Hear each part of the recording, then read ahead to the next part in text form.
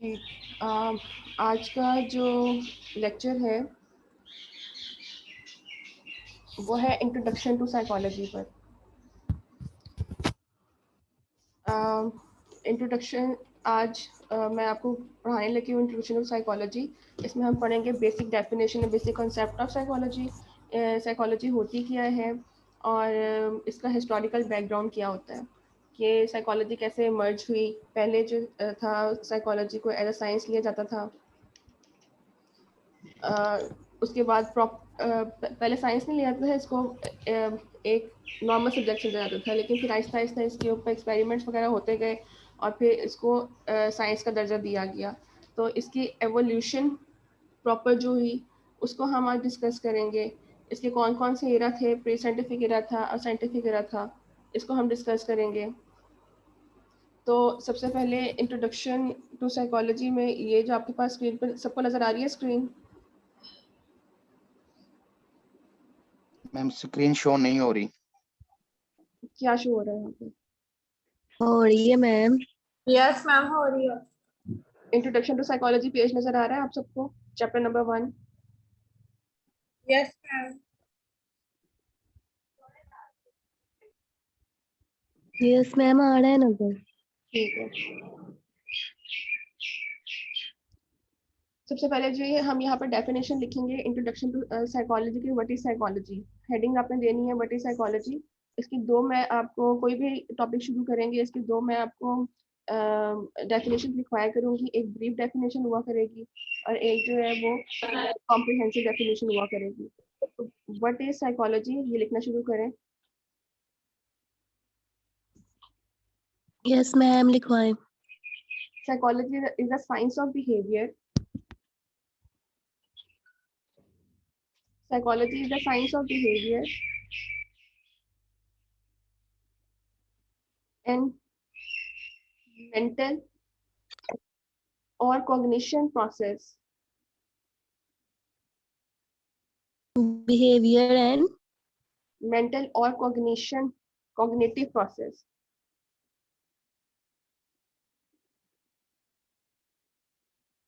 ये आपकी स्क्रीन पर व्हाट इज साइकोलॉजी नजर आ रहा है। ये यहाँ पे ये वाली डेफिनेशन मैंने आपको लिखवाई है, science of behaviour and mental और कॉग्निशन प्रोसेस। ये साइकोलॉजी की होती है।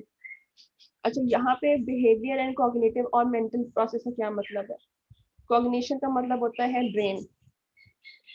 आपका मेंटल प्रोसेस, मेंटल प्रोसेस में आ जाएगा कि आप क्या जो सोचते हैं, आपने पहले सोचा, आपके दिमाग ने उसे प्रोसेस किया और उसके जो सिग्नल्स हैं वो आपके बॉडी को दिए, एज अ रिएक्शन उसने परफॉर्मेंस की।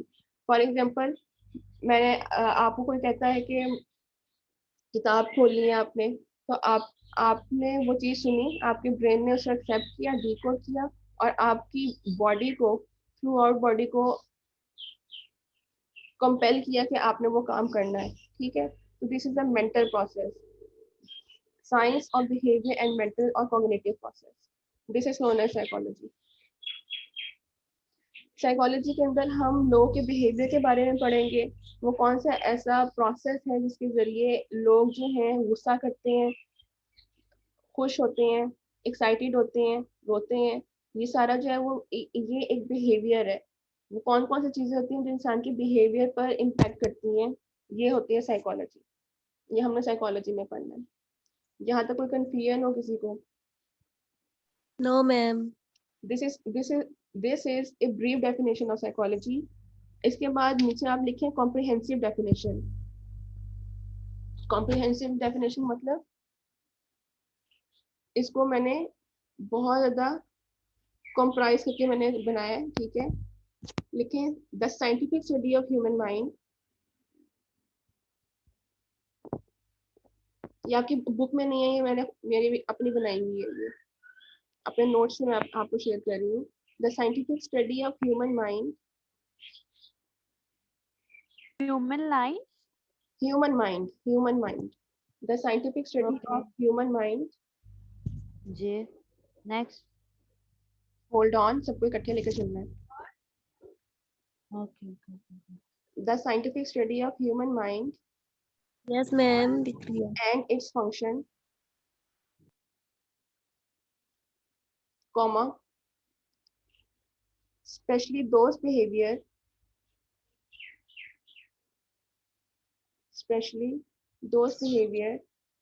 affecting in a given context,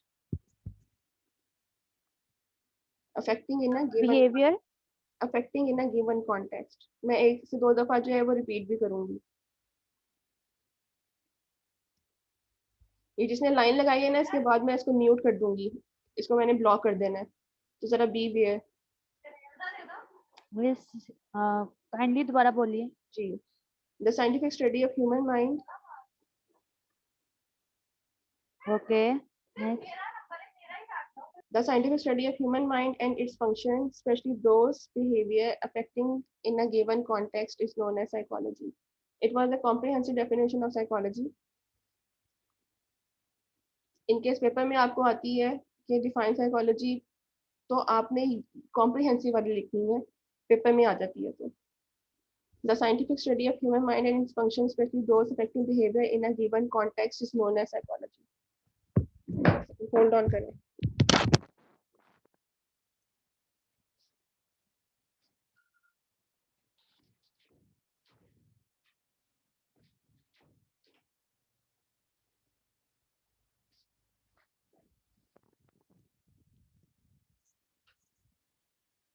यहाँ तक किसी को कंफ्यूज होना तो मुझे बताएं।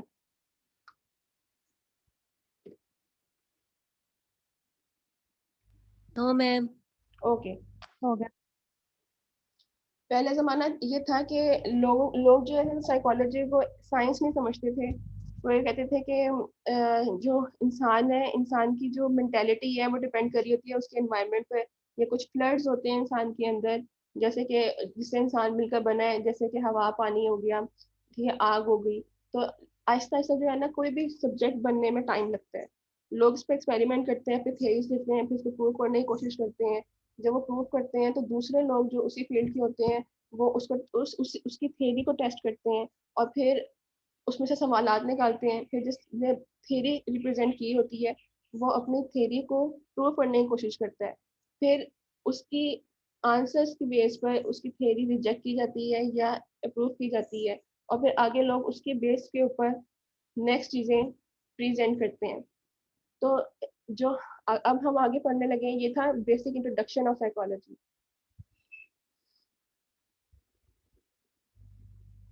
लोग समझते थे कि जो साइकोलॉजी है इसका ताल्लुक सिर्फ आपके ब्रेन के ऊपर है, या फिलॉसफी से मिलकर बनी है ये। लेकिन असल में साइकोलॉजिस्ट यूजुअली साइकोलॉजी को बायोलॉजिकल और फिजियोलॉजिकल प्रोसेस का मजमुआ कहते हैं। कि जब हम अपने बायोलॉजिकल प्रोसेस होते हैं जो आपकी बॉडी के अंदर हो रहे होते हैं। जैसे कि जब आप बहुत खुश होते हैं तो क्या होता है कि आप एक्साइटमेंट से आप हो सकता है कि कुछ लोगों की अपना ब्लड प्रेशर जो है वो इंक्रीज होता महसूस हो, या डिप्रेस्ड होते हैं तब बीपी डिक्रीज या इंक्रीज हो जाता है। ये आपका बायोलॉजिकल प्रोसेस है। आपको जब गुस्सा आता है तो आपने ये चीज़ नोट की होगी कि गुस्से के दौरान आपकी हार्ट बीट तेज हो गई है, ठीक। तो ये बायोलॉजिकल प्रोसेस का हिस्सा है। और साइकोलॉजिकल प्रोसेस क्या होता है कि अगर आपका बायोलॉजिकल प्रोसेस कोई रिप्रेजेंट होता है तो उसके रिजल्ट में आपका साइकोलॉजिकल प्रोसेस भी होगा। जैसे कि आपको एक चीज़ बुरी लगती है तो आपके बॉडी में तो चेंज आएगी, आपके माइंड में भी चेंज आएगी। एज अ रिएक्ट आप कुछ ना कुछ करेंगे, ठीक है। फॉर एग्जाम्पल आपको कोई बात बुरी लगती है, आप कोशिश करेंगे कि आपने वो जगह छोड़ के चली जानी है, या फिर आप अपना डिफेंड करते हैं। तो this is the process of both biological and psychological process. इन दोनों चीज़ों से मिलकर बना होता है।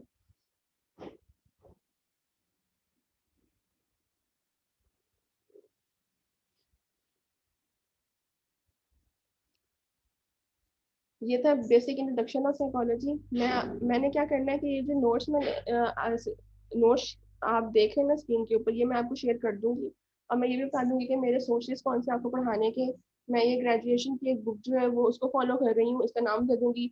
इसके नोट्स भी मैं शेयर कर दूंगी। अगर आप में से किसी ने वो बुक लेनी है तो वो आपकी मर्जी है, नहीं तो फिर ये नोट्स ही शेयर कर लेंगे, क्योंकि आपके जो सिलेबस है उसके अंदर 4 से 5 चैप्टर्स हैं जो आपके सिलेबस में इंक्लूड है। आप इस तरह भी पढ़ सकते हैं, उस तरह भी पढ़ सकते हैं, जैसे आप लोग कंफर्टेबल फील करें। ये था basic introduction of ma'am psychology. जी हेलो मैम। जी। मैम लड़कियां कह रही हैं हमें ऐड कर दें। इनविटेशन भेजेंगे तो मैं ऐड करूँगी। मैम वो कह रही है इनविटेशन भेज दिया है, आप चेक करें।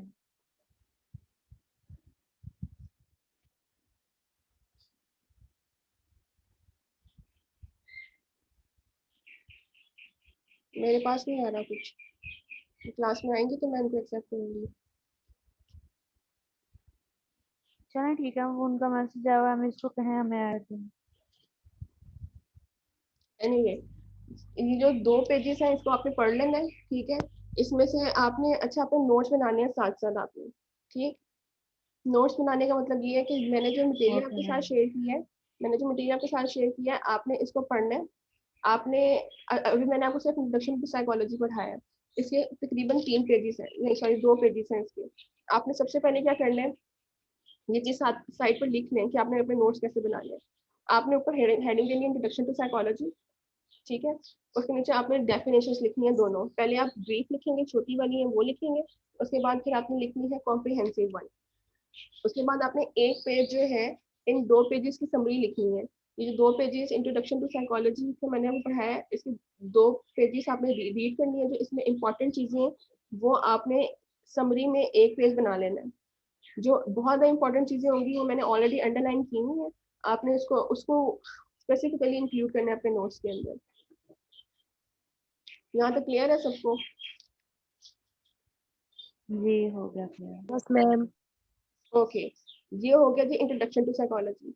इंट्रोडक्शन टू साइकोलॉजी में आपकी डेफिनेशन आ गई और एक पेज आ गया आपकी समरी का इन 2 पेजेस का। इसके बाद आता है the most important topic, historical background of modern psychology.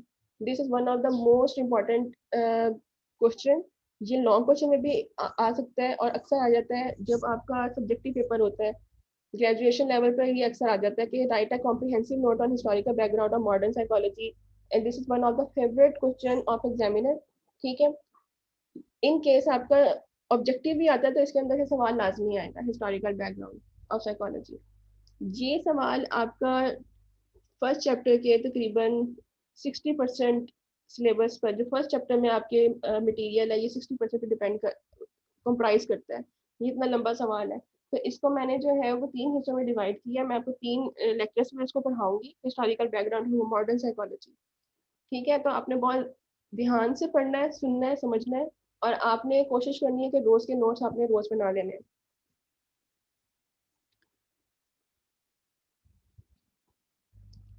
अच्छा, हिस्टोरिकल बैकग्राउंड जो था ये ग्रीक पीरियड में स्टार्ट होता है, ठीक। और जो यहाँ पे ओल्ड लोग जो थे या एशियंट लोग थे, उसको यहाँ पे लिखा हुआ है प्रिमिटिव पीपल।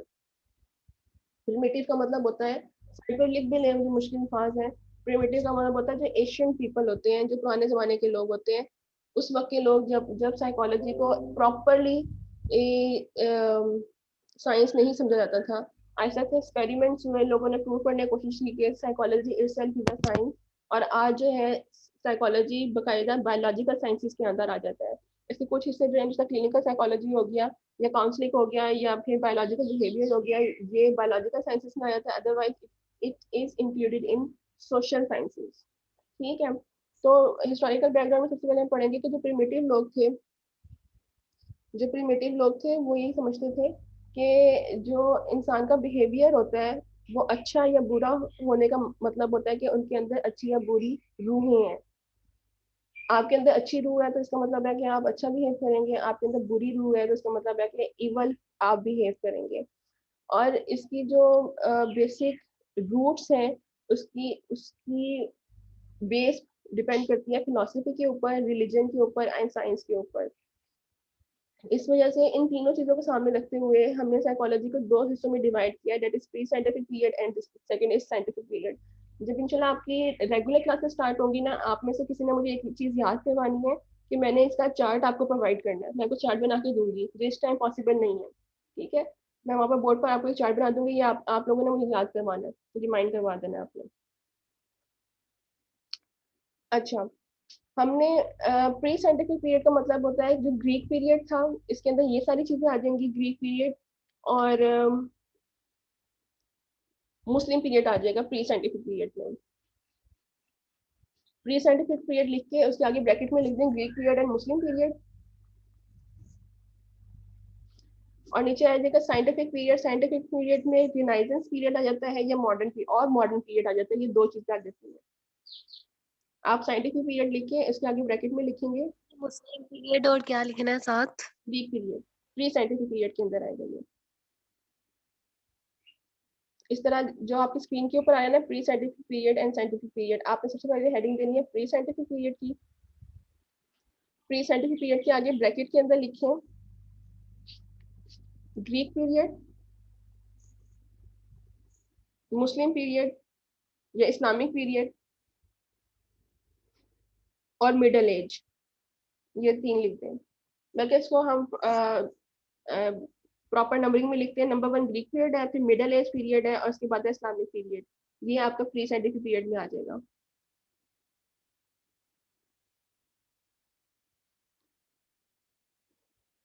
यहाँ तक लिख लिया सबने प्री साइंटिफिक में? यस मैम, लिख लिया। उसके बाद सेकंड नंबर पर जो आप अपने स्क्रीन पर देख रहे हैं that is scientific period. Scientific period का मतलब है साइंटिफिक पीरियड में रिनाइजेंस पीरियड आ जाएगा। रिनाइजेंस स्पेलिंग लिखें RENAISSANCE।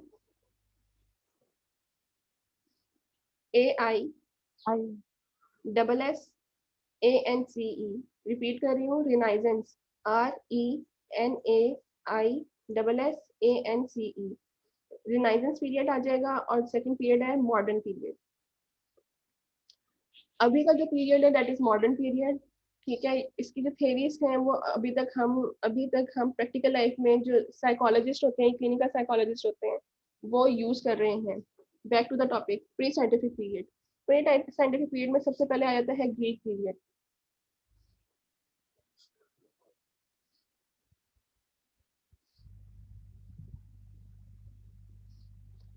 जो एशियंट लोग थे, एशियंट ग्रीस था, वो कहते थे कि साइकोलॉजी जो है ना वो ग्रीक वर्ड है जो डिराइव हुआ है साइकी से और लोगोस से। ये साइकोलॉजी साइकी और लोगोस ये दोनों ग्रीक पीरियड है और उसका ये मतलब साइकी का मतलब होता है सोल और लोगोस का मतलब होता है नॉलेज। तो इवेंचुअली इन दोनों को जब हम मिलाएंगे तो इसका मतलब बनेगा द स्टडी ऑफ माइंड। ठीक है, या फिर इसको हम ये भी कह सकते हैं कि मेंटल फिलोसफी को साइकोलॉजी बोलते हैं।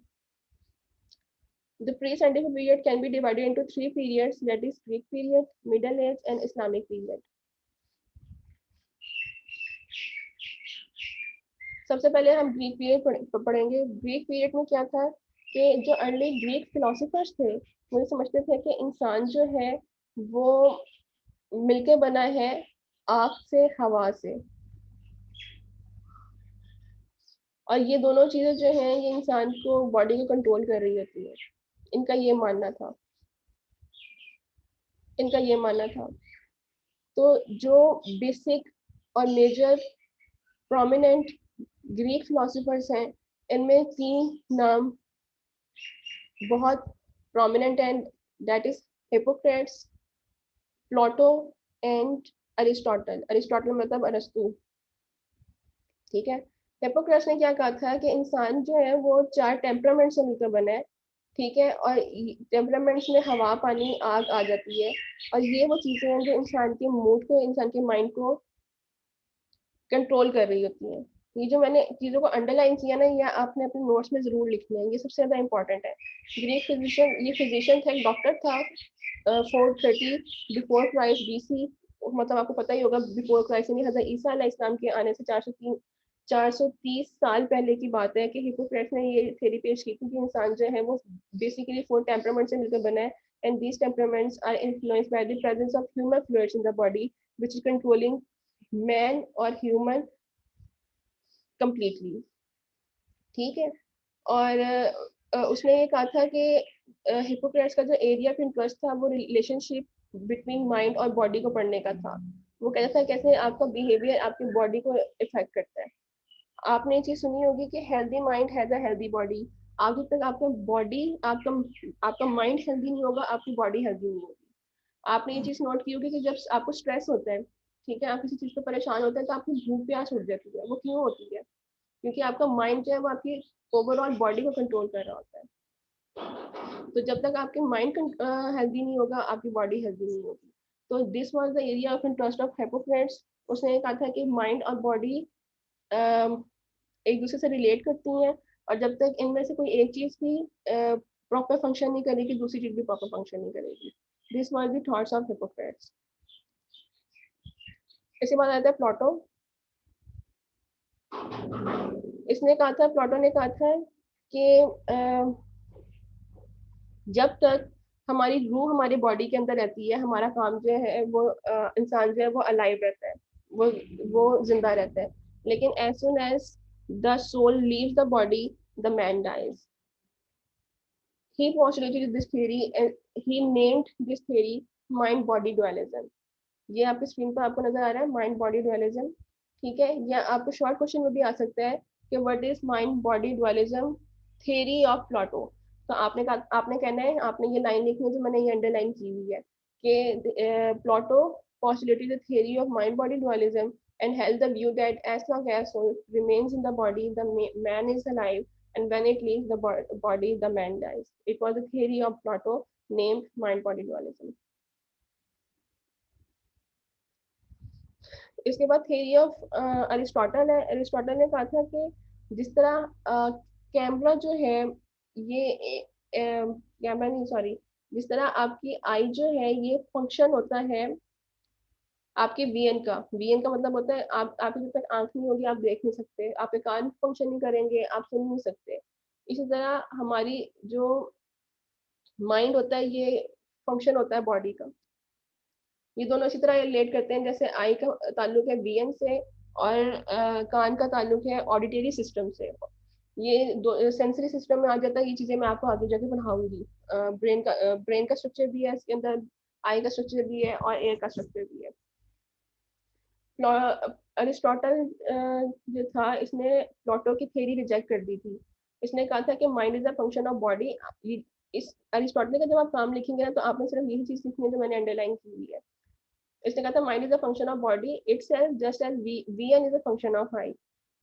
His concept of mind as a function of bodily process was an important step in the direction of making psychology as a science. इसने कहा था कि आपका ब्रेन आपकी बॉडी को कंट्रोल कर रहा होता है। जहां तक हो गया ग्रीक पीरियड। ग्रीक पीरियड में मैंने आपको पढ़ाया Hippocrates, theory of Hippocrates, Plato and Aristotle. यहाँ तक किसी को कोई कंफ्यूजन हो तो मुझसे पूछ सकता है।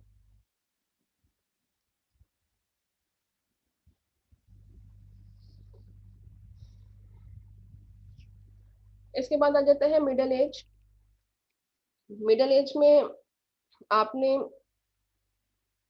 दो फिलोसफर्स का रेफरेंस देना है, एक है प्लाटोनियस और दूसरा है एस.टी. अगस्टाइन। प्लाटोनियस जो था he was highly influenced by the theory of Plato and Aristotle thoughts. इसने कोई थ्योरी पेश नहीं की थी।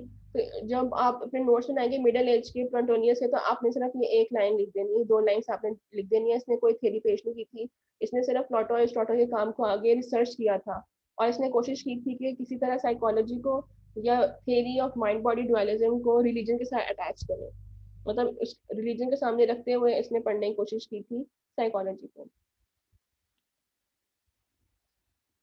इसके बाद आता है एस.टी. ऑगस्टाइन। ये एक बहुत मशहूर एमसीक्यू है कि who was the founder of introspective method. एक मेथड होता है introspective method to study the function of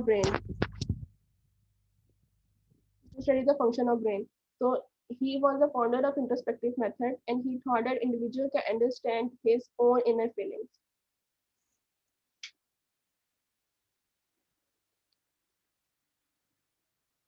अपने नोट्स के ऊपर जिस टाइम आपका नोट पैड है इसके ऊपर आप लिख लें कि ST. Augustine was the founder of introspective method.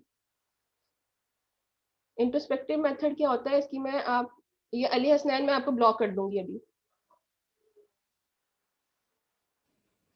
बार बार आप स्क्रीन के ऊपर लाइंस लगा रहे हैं, आप बच्चे नहीं हैं।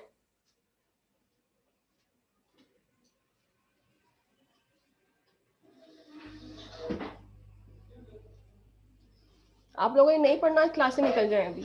मैं इस मामले में बिल्कुल भी आप लोगों को किसी के साथ कॉम्प्रोमाइज नहीं करूंगी।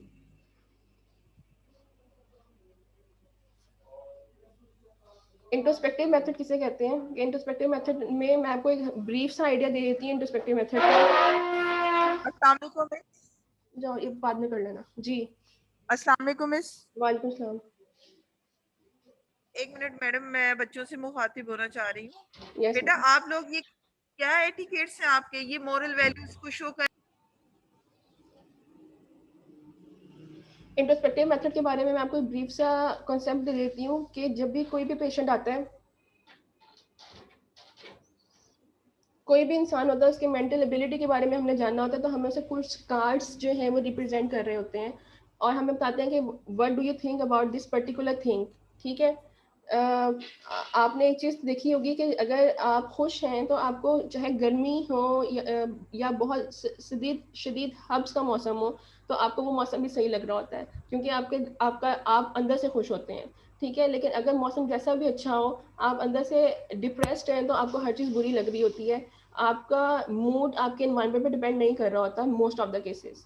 तो यहाँ पे इंट्रोस्पेक्टिव मेथड के अंदर जो इंडिविजुअल होता है उसको हम कुछ कार्ड्स वगैरह शो करते हैं, उसे कहते हैं स्टिमुलस। साइकोलॉजी के में उसको बोलते हैं स्टिमुलस। आपका जो इन्वायरमेंट है, आपके इर्द गिर्द जो है वो काफ़ी सारे स्टिमुलस हैं। ठीक है, तो आप उसको देख के अपनी मेंटल आप बताएंगे कि आपने ये कार्ड देखा और आपने क्या महसूस किया। तो इस चीज़ को साइकोलॉजिस्ट जो है ना वो एक सेपरेट जो पेज होता है उसको लिख लेते हैं। तो ये चीज़ रिप्रेजेंट कर रही होती है किसी भी इंडिविजुअल की मेंटल हेल्थ के बारे में। अगर वो डिप्रेस है, आप चाहे जितना मर्जी कोशिश कर लें अपनी मेंटल हेल्थ को छुपाने की, आप फिर भी वो चीज़ कहीं ना कहीं शो हो जाती है। यही काम होता है साइकोलॉजिस्ट का कि वो आपकी मेंटल हेल्थ के बारे में, मेंटल एबिलिटी के बारे में जानता है। तो this is known as introspective method and this is one of the most important and most interesting method. ये मैं आपको आगे जाके पढ़ाऊंगी तफसील में। तो अभी सिर्फ आप अभी तक के लिए आप सिर्फ ये चीज़ नोट करके रखेंगे, इंट्रोस्पेक्टिव मेथड जो था ये इसको फाउंड किया था, इसका फाउंडर था ST. Augustine and this is one of the very famous MCQ. आगे जाके बहुत सारे साइकोलॉजिस्ट ने इसके ऊपर काम किया, लेकिन वो जो है वो उसके फाउंडर नहीं है। एस.टी. ऑगस्टाइन जो है इसका फाउंडर है।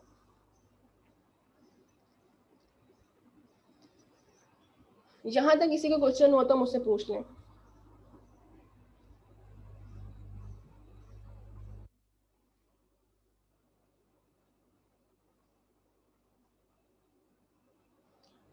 जो CR और GR है जोलॉजी के या मैथ्स के, ये इनसे रिक्वेस्ट है कि इनकी जो स्क्रीनशॉट है वो ले लें क्योंकि टाइम जो है वो ऑलमोस्ट ओवर होने लगा है। लेकिन मैं आपको कंटिन्यू करूँगी इस्लामिक पीरियड तक।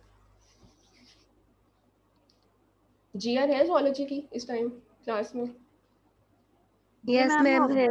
चलें ठीक है, गुड है। मैं आपको पढ़ाती रहती हूँ तो जब तक ये टाइम है तो ये पूरा हो जाएगा। ठीक है, फिर जहाँ से आज मैं ख़त्म करूँगी वो मैं कल मैं इंशाल्लाह वहीं से कंटिन्यू करूँगी। आप लोगों ने ये सारी चीज़ें पढ़ के आनी है, अपने नोट्स आज के आज ही बना लेने हैं। तो जो भी क्वेश्चन होगा वो आपने मुझसे कल ज़रूर पूछना है। और ये काइंडली आज का काम आपने कल पे नहीं छोड़ना क्योंकि ये एक तो लंबा टॉपिक है और दूसरा ये मिक्स हो जाता है, ये अक्सर मिक्स हो जाता है। तो आपने जो है ना वो रोज़ का काम रोज़ करना है, आपने इसके आज ही नोट्स बनाने हैं।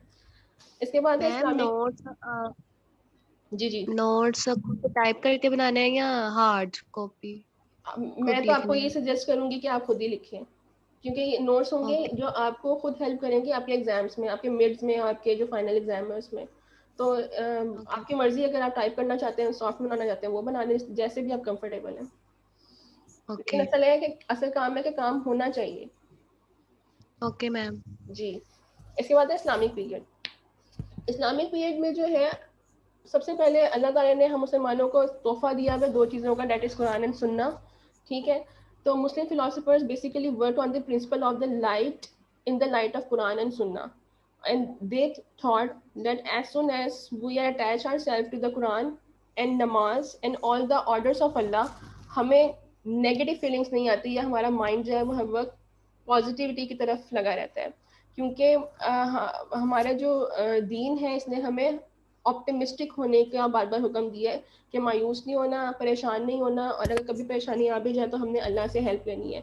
तो इस्लामिक पीरियड में जो मुस्लिम फिलोसफर्स थे they basically focused the concept of being attached with the light of Quran and Sunnah, that how Sunnah and Quran ordered us and guided us that how can we spend a healthy life. ठीक है, तो मुस्लिम philosophers ने एक तो कुरान और सुन्नत की principal के ऊपर काम किया था कि कैसे हम अपने अपने आप को हेल्दी रख सकते हैं इन द लाइट ऑफ इस्लाम, और दूसरा उन्होंने ये कहा था कि Quran is a complete code of life. Complete code of life का मतलब क्या है कि इस ज़िंदगी के और जो हमारी आखिरी ज़िंदगी है, आकिबत है, इसके जो जितने भी मसाइल हैं वो कुरान के अंदर है। मसाइल और उनका हल जो है कुरान के अंदर दिया हुआ है। तो in case if anybody is having any mental problem or any problem, he should consult the Quran. Al-Kundi सबसे पहले जो नंबर 1 पे आ जाता है, that is Al-Kundi. He was one of the most senior earth philosopher, और इसने कहा था कि हमारा जो real happiness है, हमारी आसानी जो है वो हमारी spiritual life के अंदर हम देख सकते हैं। He tried to combine the religion and philosophy both and try to seek the reality of life in the religion. उसने कहा था कि अगर आप अपने आप को अल्लाह के साथ और दीन के साथ अटैच रखते हैं तो आप खुश रह सकते हैं और आपको कभी भी कोई परेशानी नहीं होगी, परेशानी नहीं आएगी आपके अंदर। ये था अल-कुंदी। उसके बाद है अल-फराबी, जिनको मैंने स्टार बनाया हुआ है ना, ये सबसे ज़्यादा इम्पोर्टेंट है। मुस्लिम फ़िलासफ़र्स में तकरीबन 6 से 7 फ़िलासफ़र्स हैं। मैं 6 से 7 फ़िलासफ़र्स ही आपको करवाऊँगी, लेकिन जो 4 फ़िलासफ़र्स हैं सबसे ज़्यादा इंपॉर्टेंट हैं और इसके अंदर से शॉर्ट क्वेश्चन भी अक्सर आ जाते हैं, तो इससे स्पेसिफिकली आपने करना है।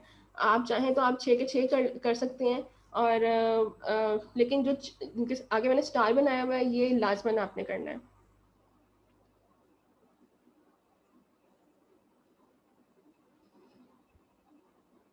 इसके बाद आ जाता है अल-फराबी। अल-फराबी ने तकरीबन 80 के करीब बुक्स लिखी थी और इसने कहा था, इसने ये थ्योरी पेश की थी कि हमारी जो बॉडी है, हमारी जो रूह है, वो अल्लाह ताला की रूह से मिलकर बनी है। उसने इसकी ये थ्योरी थी, इसकी ये थ्योरी इसने रिप्रेजेंट की थी। He believed that a man is composed of body and soul which belongs to God, कि हाँ, हमारी जो रूह और हमारी बॉडी है वो अल्लाह से बिलोंग करती है। And Allah is immortal. Immortal का मतलब क्या होता है? लाफानी है, अल्लाह कभी फानी नहीं हो सकता, लाफानी है। And above all human thoughts. He was highly influenced by the teaching of Plato and Aristotle.